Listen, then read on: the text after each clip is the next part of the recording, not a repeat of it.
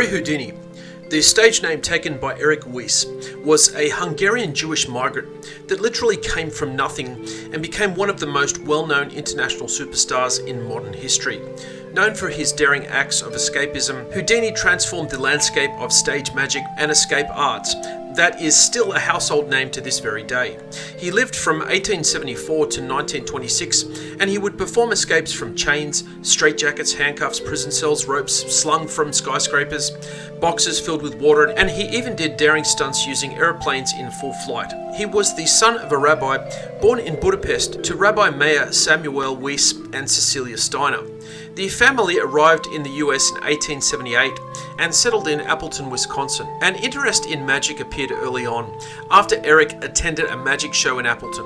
He took several jobs, making his public debut as a 9-year-old trapeze artist, calling himself Eric the Prince of the Air. He was also a champion cross-country runner in his youth. Eric was bar mitzvahed by Orthodox Rabbi Bernard Brackman at the age of 17 in order to avoid the heavy labor factory work that was expected of young men his age and social class. Eric started performing magic tricks full time. After he ran away from home to New York to a Young Men's Hebrew Association, the YMHA, he performed a show under the handle Eric the Great.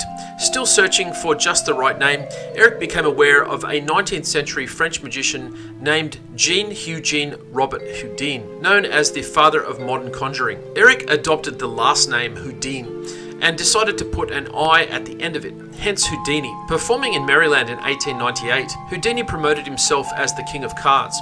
He was not, however, earning a king's ransom for his endeavors. A fellow Jewish migrant friend, Martin Beck, suggested that Houdini would achieve real success if he dropped the King of Cards name and instead start promoting himself as the King of Handcuffs. Despite Houdini's embracing of his Jewish heritage, he was soon to find out that the world did not share his love for Judaism. He was shocked by his first exposures to anti-Semitism during his performances in Germany. When he performed in Russia, soon after the notorious Kishinev pogrom in 1903, he wrote critically about Russian anti-Semitism. Still, Houdini's attachment to his faith was very evident throughout his life. In a memorial to his mother, he wrote, "Your devoted son, Harry Houdini," and in parentheses, Eric Weiss. And for a full year after his mother died, he recited the Mourner's Kaddish prayer nightly. In one feature story in the Milwaukee Sentinel in November 1, 1926, members of Milwaukee's Jewish community claimed that Houdini was apparently very serious about his Jewish tradition. They also noted that Houdini came back regularly to weep at his childhood home and at the graves of his parents. The article further claims that Houdini's friends know him as a man devoutly religious, who, wherever his performance brought him, carried his tefillin, that is his prayer phylacteries, and mezuzot, Jewish credo symbols, with him. The mezuzah is made up of strips of parchment, a cloth, with spiritual passages encased in a tin, considered effective in helping to ward off evil if the person is observant. Houdini is said to have nailed one to his hotel room wherever he lodged for the night, in true Orthodox Jewish fashion, and his tefillin he bound on his forehead and left arm, faithfully doing his morning prayers. Saul J. Singer stated in JewishPress.com, Houdini was particularly important to American Jews, for whom he came to embody the idea that a Jew could achieve success in an anti-Semitic world. For Jews who had a long history of fear and vulnerability, Houdini was the ultimate contemporary symbol of strength, and the renowned escape artist became the paradigm of the Jewish immigrant's belief that he could escape the metaphorical shackles of Jewish history. Even after achieving great success, Houdini maintained his ties to Judaism and his loyalty to his Jewish family, saying, "I was never ashamed to acknowledge that I was a Jew, and I never will be." The more famous Houdini became, the more comfortable he appeared to be with his Judaism. During World War I, he formed the Rabbi's Sons Theatrical Benevolent Association, which included Jewish American stars. Its officers included Houdini as president, Al Jolson as vice president, and Irving Berlin as the secretary. The organization raised funds for Hebrew associations helping military families, as well as for the Red Cross. Throughout his life, he performed great acts of charity, but insisted upon anonymity because the Jewish way is to give charity quietly.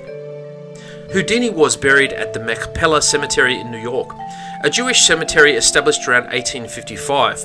Also buried there are his brother, mother, father, and grandfather, 4 older brothers, and a sister.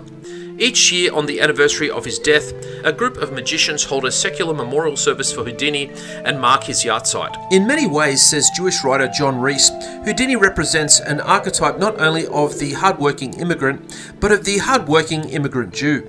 Houdini, like so many Jews who came after him and rose to fame, embodied the notion of the underdog and dedicated himself to his craft. End of quote. Now, discerning viewers may be thinking at this stage, he was a magician, and magic was outlawed in Judaism. Well, not exactly. Stage magic, that is performance magic clearly done as an illusion or trick, is not antithetical to Torah at all.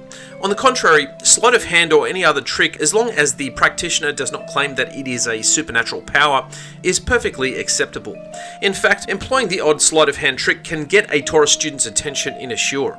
In the latter part of Houdini's life, he embarked on a crusade to outlaw any type of magic that was professed to come from a supernatural source, even taking it as far as Congress. Unfortunately, he was not successful, with the Catholic Church stepping in to quash his proposed legislation. Furthermore, a discerning viewer may also think that he was a Freemason and was buried with full Masonic rites. Of course, Freemasonry is a discipline that is absolutely not to be mixed with Judaism. While this is certainly true, think about this. What has historically been worse for the Jews throughout history? The existence of a secret society or Christianity. Christianity has historically dragged more people into Gehenna than Freemasonry, period.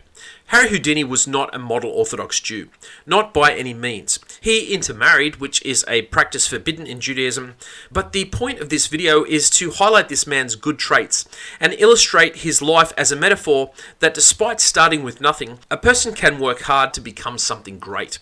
Thank you for watching, and bye for now. Hey there, before you go, if YouTube normally isn't your thing, you can check out the content of this channel also on Rumble, a new video platform for the more conservative viewer. Thank you for watching, and bye for now.